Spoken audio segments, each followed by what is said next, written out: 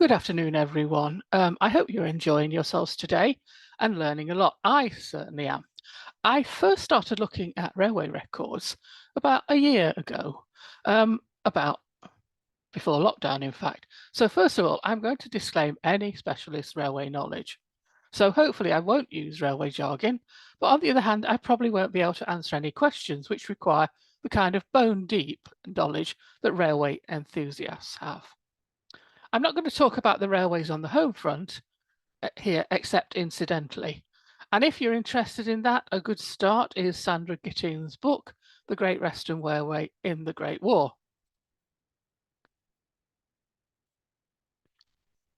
It's available on Kindle as well as in physical form, aimed at the non-railway enthusiast, and gives a readable account of how the Great Western Railway was affected by the war. It covers a great deal of a number of subjects, some of which I'll refer to later, and it's not just applicable to the GWR. So anytime I mention the Great Western Railway, it's likely to be taken from this book. And thank you very much to Sandra. So I was saying I'm not a railway specialist. What I hope I am is an interpreter between the worlds of family history and that of railway history. So why this particular subject? Surely we know all about our ancestors who went off to war. Well, I thought so myself, but then I wasn't so sure. The problem is that sandwiched either side of the Great War are the 1911 census and the 1921. And it's the 1921 census which can put the cat among the pigeons. Your ancestor may appear in the 1921 census as a railway worker, but not in the 1911 census for whatever reason, age being one of them. Similarly, you might find a child in a railway orphanage in that census and wonder about the timing and how their father died. Or maybe, like me, you can't find an army service record for him online. There are too many medal cards with his name on to say for certain which is his, although you have your suspicions. And whose death? You've investigated. The family say he died of war wounds, 1936 as a colliery shunter, and he died of lung issue, so he might have been gassed. And that colliery background, shunter, implies railway experience, doesn't it? And it really implies he served overseas in the war. But surely railway workers were exempt. Well, no. According to the Fallen Railwaymen database on the National Railway Museum, over 180,000 railway workers from Great Britain and Ireland served in the armed forces during the Great War. And incidentally, 20,000 of the ones who lost their lives are recorded on that database, and I'll be talking about it later on. It rather implies that up to 160,000 railway workers survived the war in some form or other, doesn't it? Of the 20,000, many have been investigated further, and it's worth looking out to see if you can find mentions of them online. A few years ago, for Remembrance Day, I investigated the life of one William Noel Shelby, a name on the LNWR's Roll of Honour. Those who died, a junior porter earning 9 shillings a week at a remote station in Rutland. I made a short video about him for the London and North Western Railway Society's Study Centre YouTube channel. He's just a name and a job on the roll, and with a bit of research, I uncovered his story. Born in 1898, he joined the railway in 1912 at the age of 14. Barely had time to be transferred to a neighbouring station before war broke out, and he enlisted a year later with his friend Herbert Berridge. He'd be sent out to France on the 22nd of December 1915, only to die 7 months later at the Battle of the Somme. The images on this slide, and on the title slide, by the way, are taken from the London North Western Railway Company Roll of Honour, a copy of which has been digitised by the LNWR Society and is available to members of that society via its online archive. And I'll be talking about Rolls of Honour later. If you want to view the video, he's fairly easy to find. Just search using his name and YouTube. But it's just an illustration of what you can find if you look. On the 4th of August 1914, the day that Britain declared war on Germany, the railway companies were nationalised and brought under government control. It was an obvious move, and as you can see, this entry in the LNWR Gazette, issued 6 weeks later on the 25th of September, states it is in connection with the immobilisation of troops and general army and navy movements. The notice also says, that the railway management and the existing staff terms of employment would remain the same, with the same management structures and communications as before. It was posted all over the railway system and at all stations to reassure staff and travellers. Whether it did or not is debatable. The railway system was basically initially given over to troop movements and supplies, with non-military services curtailed or cancelled as the army and navy were mobilised and sent off to war.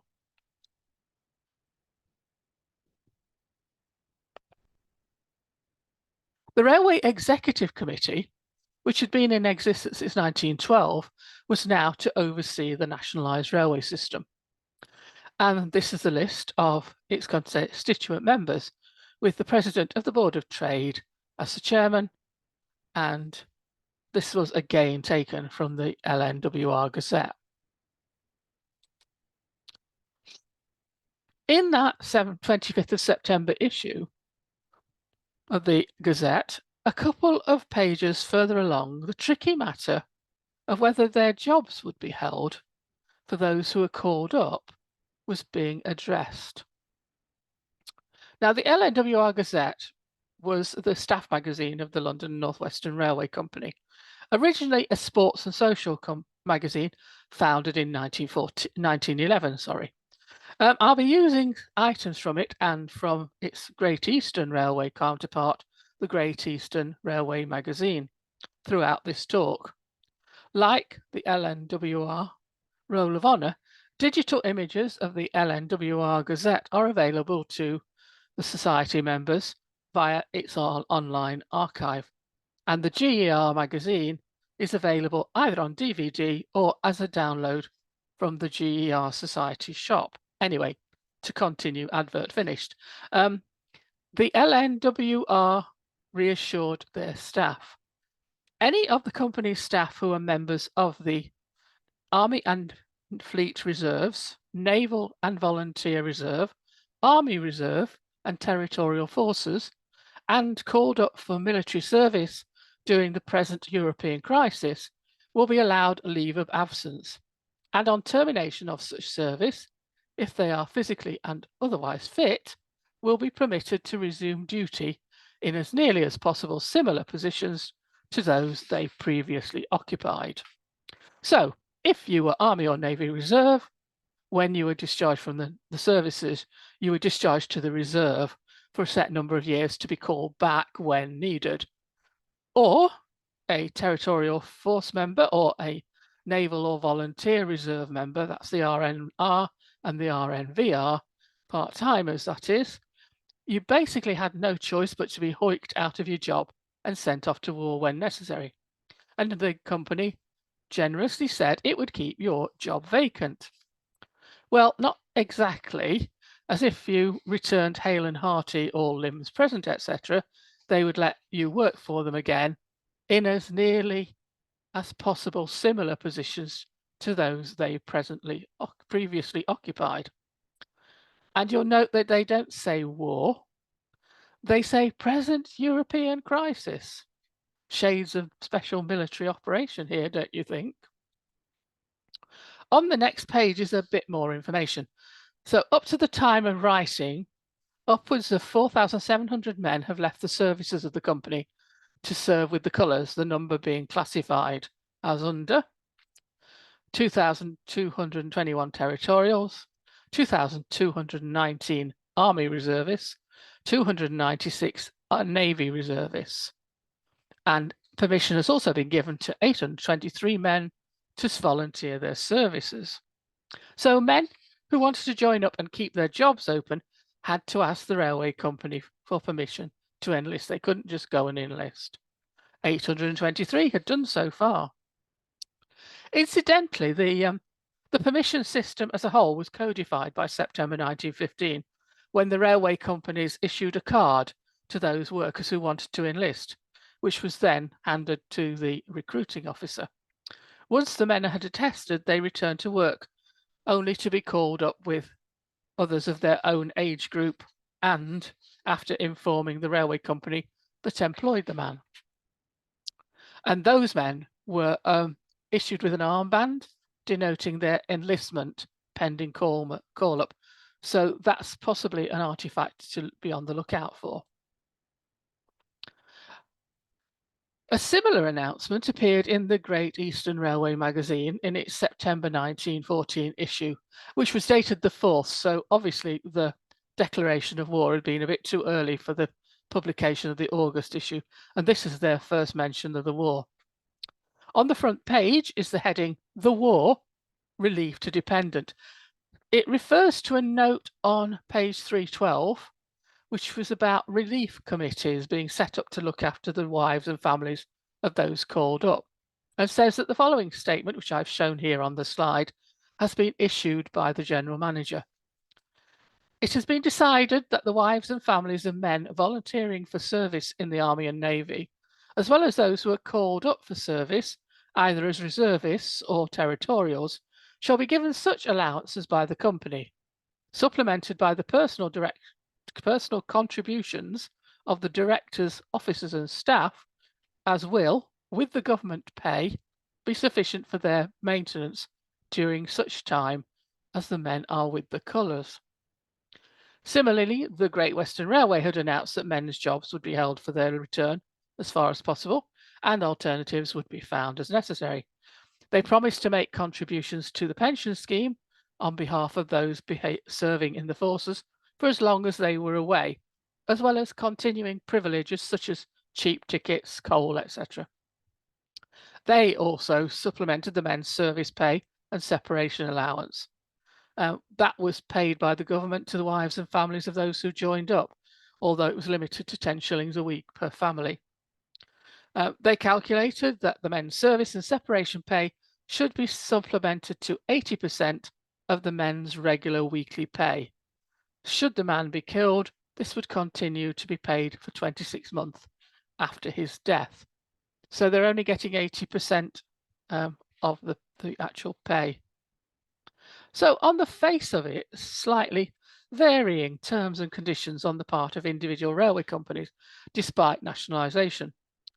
I haven't researched whether they all all aligned themselves later on, but certainly at the early stages, they were slightly different and seemingly in competition. Going back to the GER magazine, that same issue I referred to earlier has a large feature on the next 10 days with an illustrated review of the first few weeks of the war in general terms, not just as it related to the railway, which is a fascinating and illuminating read. It talks about the Great Eastern Hotel in Harwich, which of course is a railway hotel, being turned into a military hospital, of the effects of military law and the action in East Anglia, of billeted soldiers, of the closure of fish markets in Yarmouth and Lowestoft due to the ban on fishing, which I had no idea about, and of the Naval Reserve searching for mines. Sandwiched in between various articles is a small paragraph saying that 1,630 GER men had been called up, 560 from the locomotive department, 350 from the engineers department, 300 from the chief goods managers department, 200 from the superintendent's department. And according to Sandra Gittings, by the end of October, 8,466 GWR men had enlisted. And it's a reminder yet again that each railway company and its organisation was different. It's something to remember anyway when looking for staff records, but it's made a little easier by the availability of index searches on subscription websites. I said earlier I'd be talking about rolls of honour. These may have gradually evolved as lists in individual departments or been more formal affairs compiled after the war. The point was that those who went off to fight were remembered by their workmates and by the company. And they weren't always only of those who died. At the beginning of the war, it was all those who went off to fight. This is a page from the LNWR Roll of Honour, which was compiled and published after the war in a book, and as I mentioned earlier, is available to LNWR Society members. It's fairly informative in that it gives the surname and initial of the staff member, and their grade and the station they were employed by. In other words, in which staff book pages you will find their previous or current pay and employment details where they survive. Not that they were all station staff. Unhelpfully, it only gives the naval or military rank, which for other ranks, and particularly for privates, is not that helpful. On this page is an able seaman, a purser, a machine gunner, a rifleman, and several sappers to help you out a little with regiments, etc. But otherwise, a bit of an issue. What it does illustrate is the breadth of railway occupations of those who signed up, or who were called up, and the places where they worked. This is a close-up of some of them. There's an M. Campbell on it at the top, who worked as a ganger at Kingstown, which I presume is Dunleary in Ireland, and he's signed up as an able seaman in the Navy. N.J. Campbell, a purser on the railway company's steamships based in Holyhead, was still a purser. The steamships were often used as troop ships or hospital ships. The SS Anglia, which famously sank in 1915, was a hospital ship. Well, famously sank for the LNWR anyway. There's a memorial to it and the RMS Leinster at Holyhead Maritime Museum. And that reminds us that railway companies ran shipping lines and employed seamen. The LNWRS Roll of Honour also includes those who committed acts of gallantry. Well, I'm not sure committed is the right term, but I couldn't think of another one. And unlike the bulk of the Roll of Honour, these have not been included in the database of names held at the LNWRS Study Centre. I haven't checked them yet, but suspect that a fair proportion was still alive at the end of the war. In these following slides, I'm hoping to give you a flavour of what these pages show and encourage you to investigate other company rolls of honour, for they may be more than they seem. As you can see, this is a page for the Victoria Cross holders. It gives a citation, presumably from the London Gazette. Irritatingly, if you want to check it, the holders' rank and regiment are not given. I suppose it wasn't felt relevant, and luckily for us, there are other lists of Victoria Cross holders to consult. What this illustrates is that all these individual railway sources may need checking and cross-referencing with other sources, military and general ones, that we nowadays have at our disposal. The railway company sources were compiled for the railways and their employees and families, not for genealogists. This one shows the range of naval and military medals awarded to LNWR railwaymen, with the foreign ones listed at the bottom. The French Croix de Guerre, the French Médaille Militaire, the Belgian Croix de Guerre, the Serbian Gold Medal, the Serbian Silver Medal, and the Serbian Red Cross.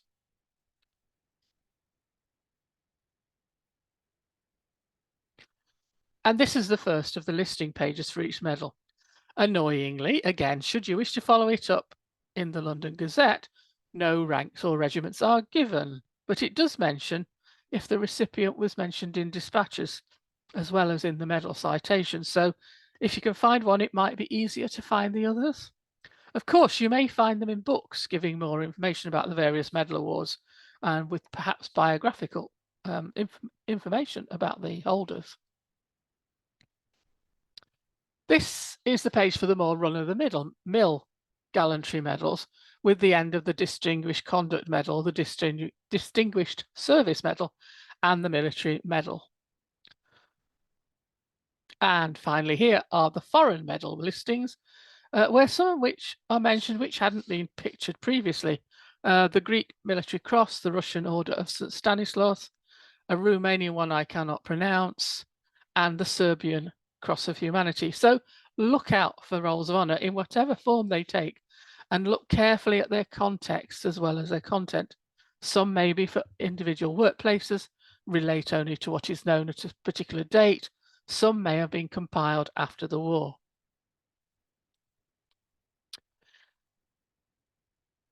Sandra Gittins has carried out research into those of the GWR who fought and died, and lists them in a roll of honour at the end of the book. This is an example. She says that where it's not been possible to find a match in the official records, a note has been made as to where the GWR recorded the name. Her roll contains the name of the person, their grade, department and location, their age at death, their military details, their date of death, and where they're commemorated.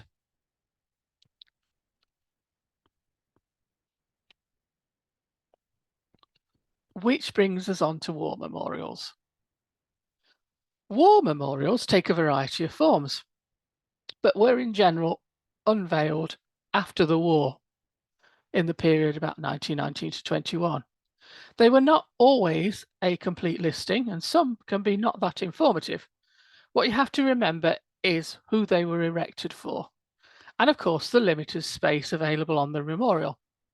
This is a contemporary drawing of the memorial outside Euston Station, taken from the LNWR Roll of Honour. As you can see, it is totally traffic free with just a few figures. One of the war memorials registers online is that of the Imperial War Museum, which contains the details of over 90,000 war memorials, and it does list the names on them where they exist. It's searchable both by memorial and by person, but do forget that some memorials don't have names on them.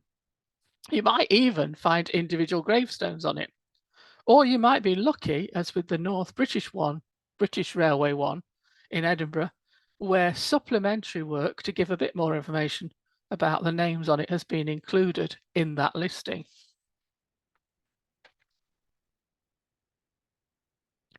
The Railway Heritage Trust has a list of memorials on its website, which includes paper memorials such as framed rolls of honour, so it's worth checking there as well. And of course, there's the War Memorials Online website to check as well. This is more a location recording than individual details of who's recorded on them, but you can search with keywords such as railway or railway company name and perhaps go and visit. Many are individual department or works memorials.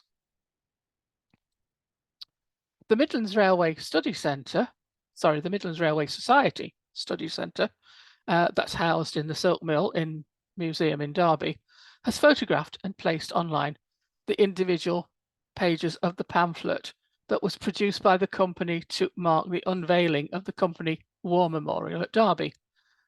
It has various sections, and this pamphlet is in the In Remembrance section. It gives the names of Midland Railway employees who were killed in action, died of wounds or disease, or who were reported missing and presumed killed. And it shows the name of the person, their military rank, and their regiment. And don't forget here that this is probably their last regiment, not their first.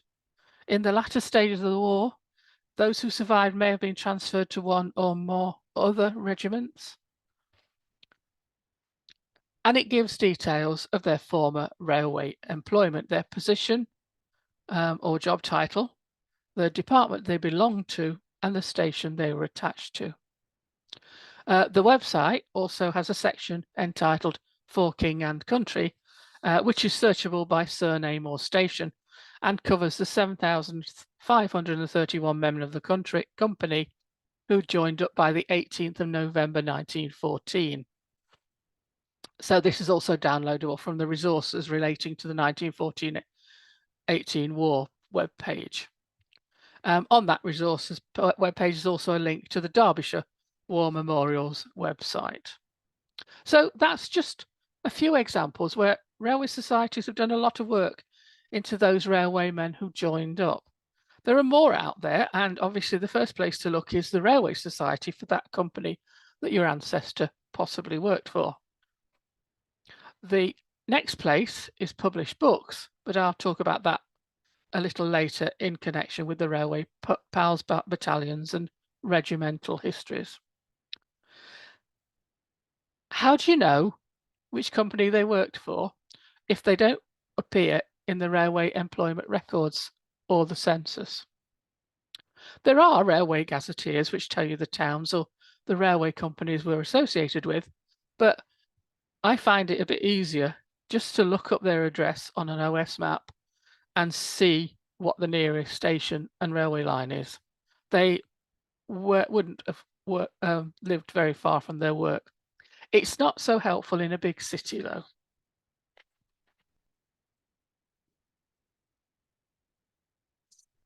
This next website, I'm sure you're all familiar with, derived from the books of names of the war dead and missing, published after the war, and which you can still find if you're lucky in some libraries.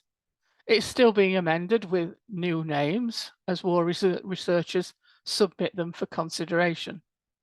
It's the Commonwealth War Graves Commission website. It's chained again. But to get to the search pages, you need to click on Find Records, then use the drop-down menu to get to Find War Dead, which should take you to the Advanced Search option. You can search for individuals or for memorials or cemeteries. And it's worth reminding that you don't need a surname to search for an individual or individuals. You can generally search on any of the fields or add extra information into those fields to filter your search results. For instance, you can just search on regiment, but be prepared for a large number of results. You can select the war, fighting for which country, whether Army, Navy or Air Force, civilian or merchant Navy. It's worth playing about with. You can also, if you're looking for those who were seconded to or attached to a railway unit at the front, use the secondary unit search field, but make sure you specify a country served with first. Although if you're looking for something like Indian railway workers, then you put in India, you just leave it open. And if you're looking at a large number of search results, not something you find if you're looking for an individual, but if you're actually sort of looking for someone who's searched in one particular station or whatever it is, you might get a lot of results.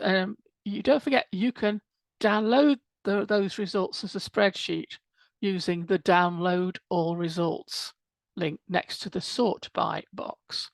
And of course, once downloaded and spreadsheeted, you can sort them, those results, by all kinds of filters, such as service number, place of commemoration, regiment, etc. In this case, I sorted it alphabetically.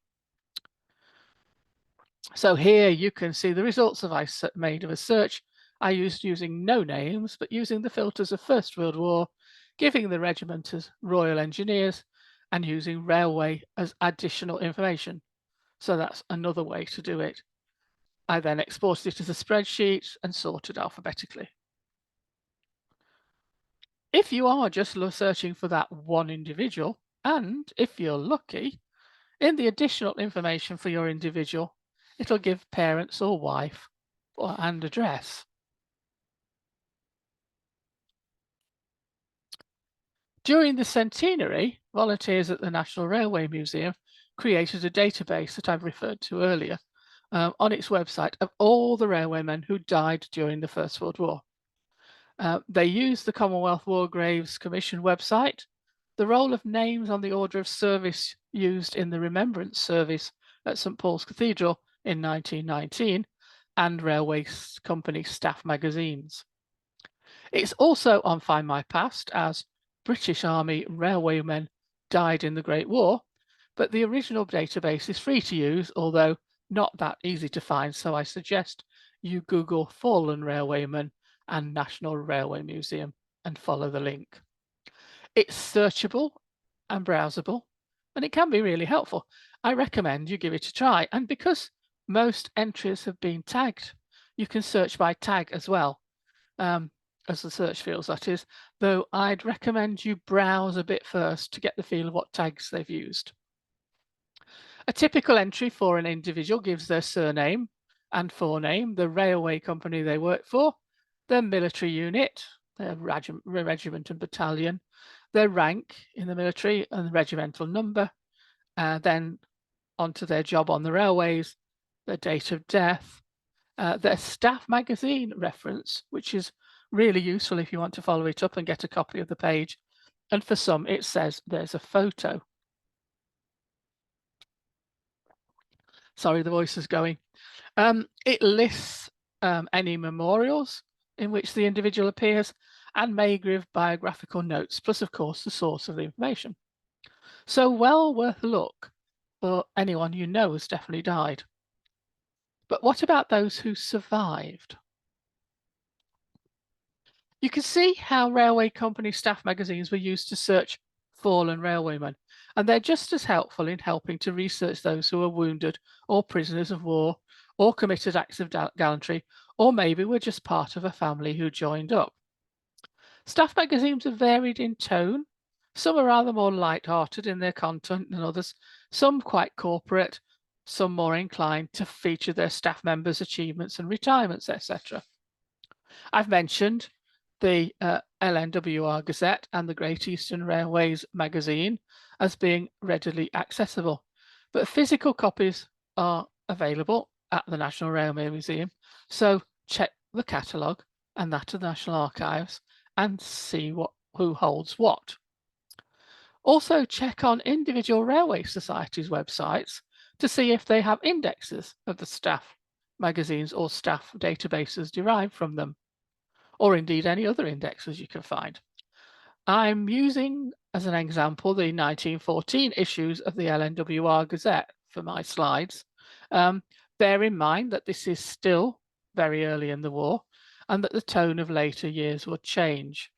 You'll also get later developments such as conscription, the employment of women, and of things like the introduction of cards for staff who've signed up but not yet been called for, to protect them from the white feather ladies, I should think.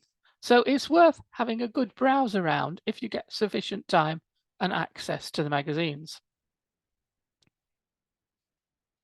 This slide is from the LNWR Gazette of the 26th of October 1914 about the roll of honour at HQ, showing the names of the railwaymen at the front with their corps, rank and the latest news of their whereabouts, which the Gazette has more or less decided to copy.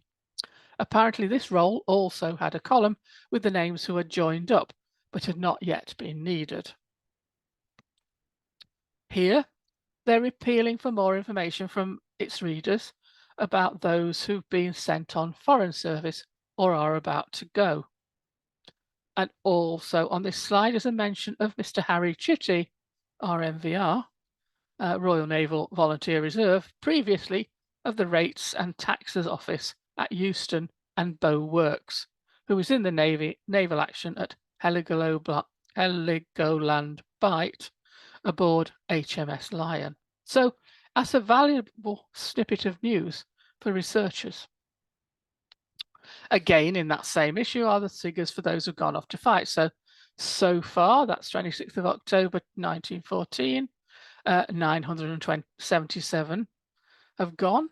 Army Reservists 2328, Naval Reservists 308, so it looks like they've all gone more or less in one go, and the Territorials 2532.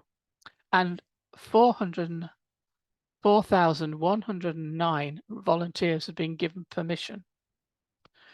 And the first mention of casualties, 24 had occurred. And this is a reminder that casualties does not necessarily mean being killed or wounded. It can be, well, it usually is wounded.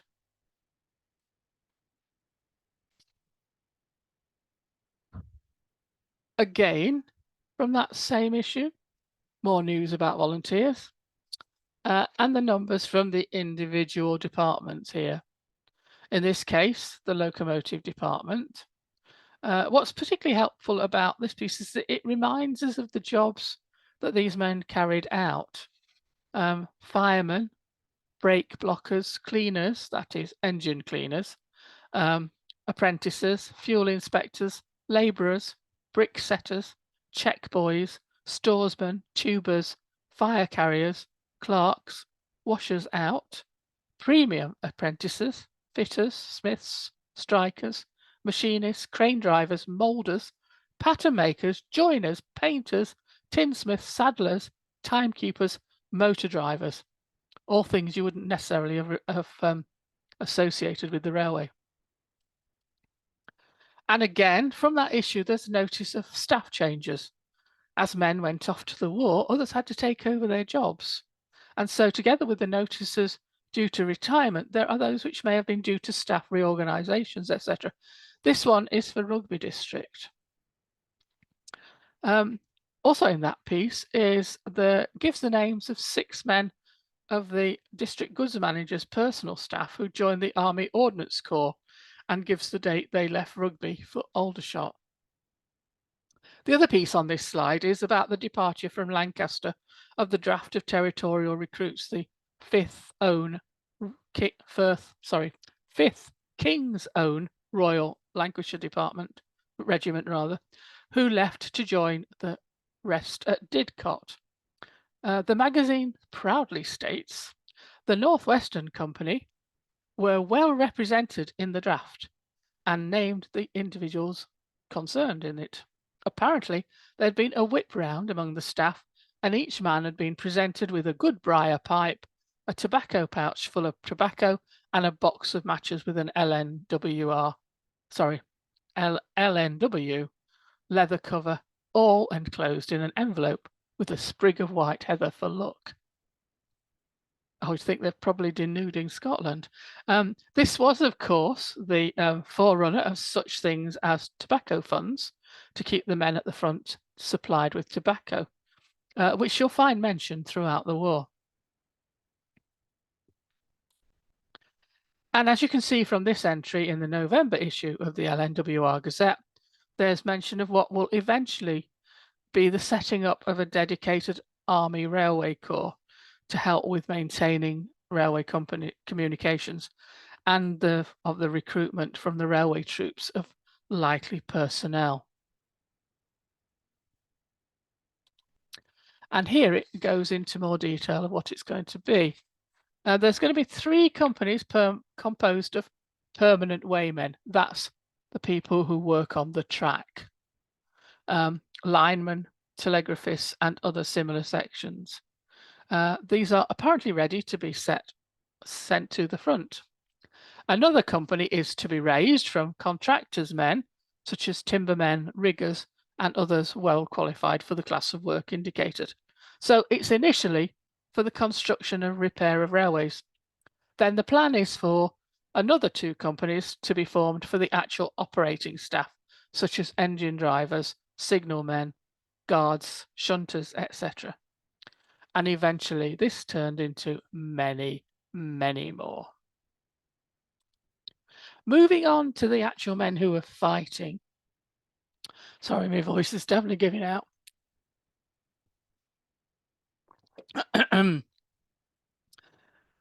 As promised, the monthly Rolls of Honour began to be published in the magazines in various forms. This is the LNWR Gazette. You may note it, you may recognise it. It's showing the numbers up to October the 7th, 1914. It's by department. It specifies what kind of recruits they were. Army reservists, naval reservists, territorials, volunteers. And this is right at the start of the Roll of Honour section. The first casualties begin to be published, and this is up to 12th of October. And as you can see, they're quite small still.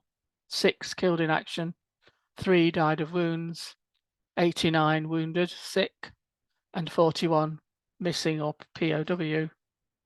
But it's still very early in the war. Things will change. And in this issue, you can see that the actual format of the Roll of Honour for those people it mentions. It gives the name, the grade, the department, the station they belong to, and the particulars of their army or navy service, which is basically just the regiment. They're divided into sections depending on their fate. Here are the 6 killed in action, the 3 who died from wounds. Sorry, go back. Sorry, yeah, I can't go back. The many more who died, who were wounded or sick, are on the previous one. And here we have the missing or prisoners of war section. It's not in alphabetical order, which surprised me, as presumably it was compiled as the information about them came in. And I'm going to state the obvious here. Just because you find them in the Roll of Honour, it doesn't mean that this is the only entry for them. If they were killed, there might be an in memoriam piece somewhere else in that issue or a later one. If they were sick or wounded, they went back to fight, so might appear again. Similarly, missing men or prisoners of war might be found or released or be confirmed dead or wounded. This is not the end of the research. You need to check everything that comes up. And you also need to make sure you understand the context of this information in each different staff magazine. Is it only those who are casualties of the war, or is it all those who went off to serve? You will need to read around any entries you find, maybe even start at the beginning in 1914 if you're looking at a later one, and just see what the actual policy is. You will need to read around any entries you find if you merely use the search button for a particular name.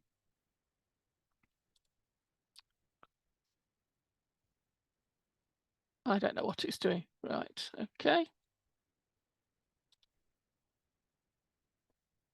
I have no idea what it's decided it's going to do. Okay, right, we're back. Let's try again. Okay, right, here we are. Yes, obviously a touch of the wrong section of the mouse. And here we are. Very early on in the war, I'd lost my place for a minute, as the newspapers did as well, you'll get the accounts of civilians who were trapped in Europe by the outbreak of the war. This one describes the conditions in the prison camp, presumably for civilians, that they were temporarily interned in. And I've included it to remind us that if your man was taken prisoner, you will obviously need to check the International Red Cross POW records for him, and also look for any books or websites written about that POW camp or camps he was in. Like the newspapers, the magazines were keen to publish letters from the front. This is an early one, which I'm not sure would have been allowed uncensored later on the war. It's relatively specific as to locations and companies. Back on the home front, they were very keen to tell staff and the general public what the railway staff are doing to contribute to the war effort. This is where you tend to find out about things like relief funds, which sent out comforts to the soldiers. You're likely to find out about individual departmental rolls of honour being drawn up as well. This one highlights the fact that staff are working overtime, presumably to cover for their absent colleagues. And here's a correction to a previously published casualty list, which highlights my earlier point. Several men who'd been reported as wounded were now reported as prisoners. Some who had been reported sick had since died. One had been reported missing in error. One had been reported wounded, but had in fact been killed. And one had been reported killed, but was only wounded.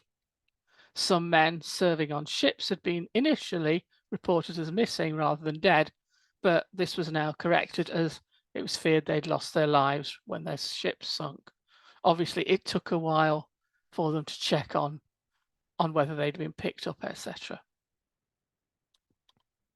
And you get accounts of men who'd been mentioned in dispatches, which is useful rather than tangle with the London Gazette. This is for Mr. H.J. Vickers, a shunter at Willesden, who's now driver number T27823 with the 7th Company Army Service Corps, who was mentioned in dispatches by Sir John French.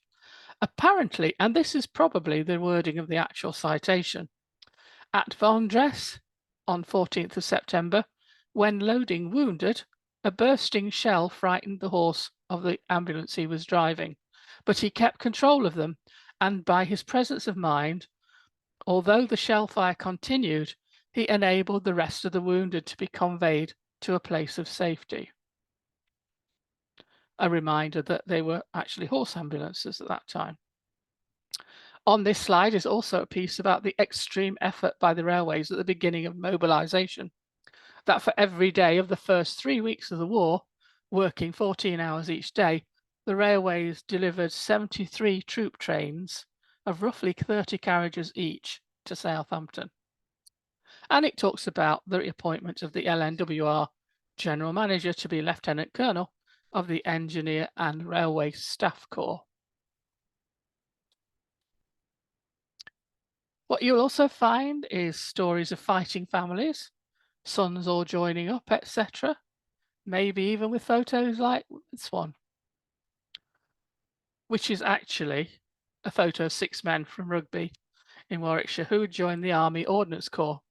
They'd been mentioned in a previous issue, but this was now their photo. So you may need to look at more than one issue. So here we are.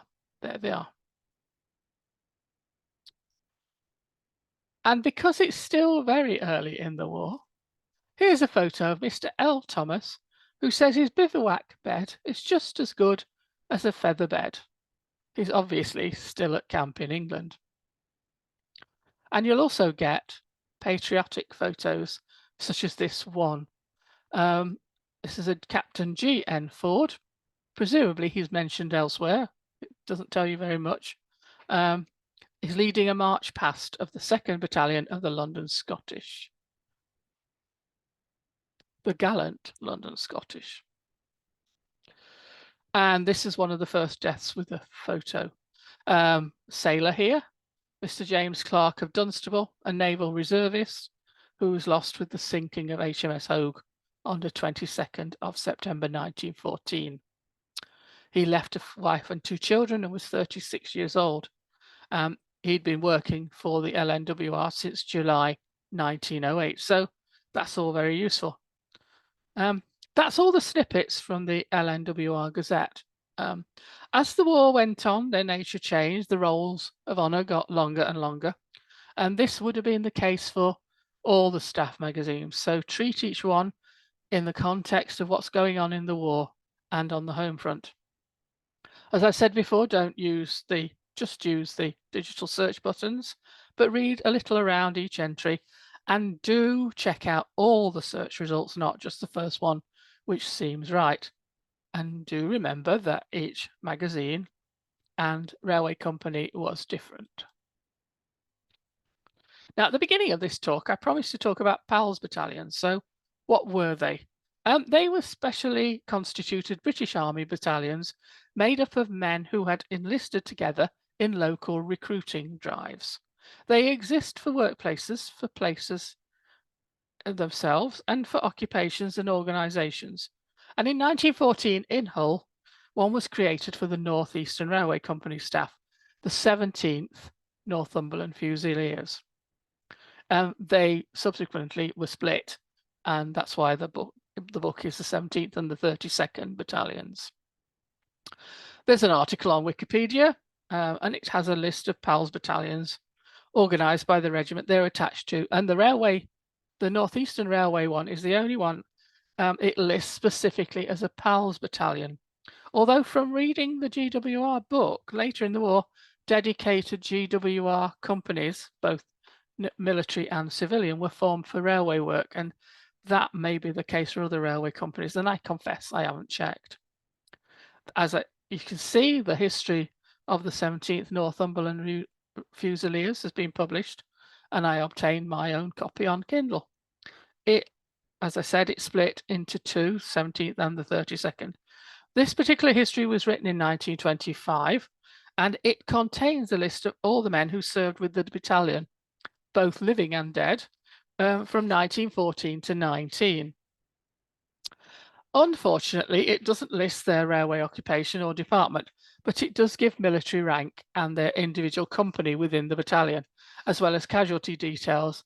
And in its remarks section for each individual, where available, whether they embarked overseas with the battalion, died overseas of sickness, died of gas, died of wounds, were gassed, were killed in action or wounded, and whether they were transferred from the battalion before embarkation.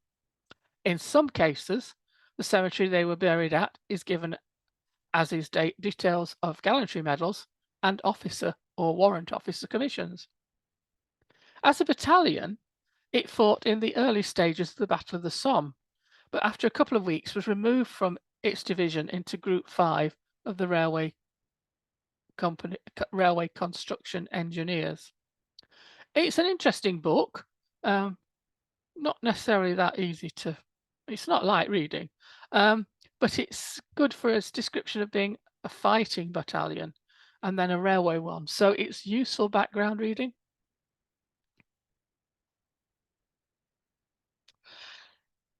If you haven't researched a military career before, I would recommend buying a book on the subject. There's loads around. However, the Long Trail website is an absolute goldmine for most questions you're going to ask.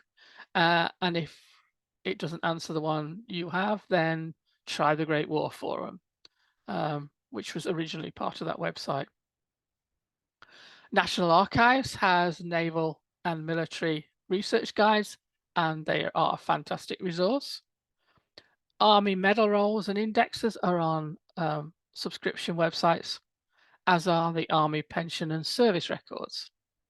Don't forget they had to serve overseas to get a service medal, and that not every Army service record has survived. Also digitized and available either through the National Archives or a subscription website are the RAF service records existing from the 1st of April 1918, which was the creation date of the RAF. I think Royal Navy and Royal Naval Division service records are National Archives. And of course, you've got the Army Unit War Diaries. The British Newspaper Archive for mentions of casualties, promotions, family stories, and letters from the front, and if you're lucky, a photo. And the London Gazette for gallantry awards, officer promotions, and mentions in dispatches. So that's it. Bit of a whistle stop. Lots more I could tell you, probably. I've only done 1914. It would have taken too long otherwise. So thank you very much for listening. And that's me. Stop sharing.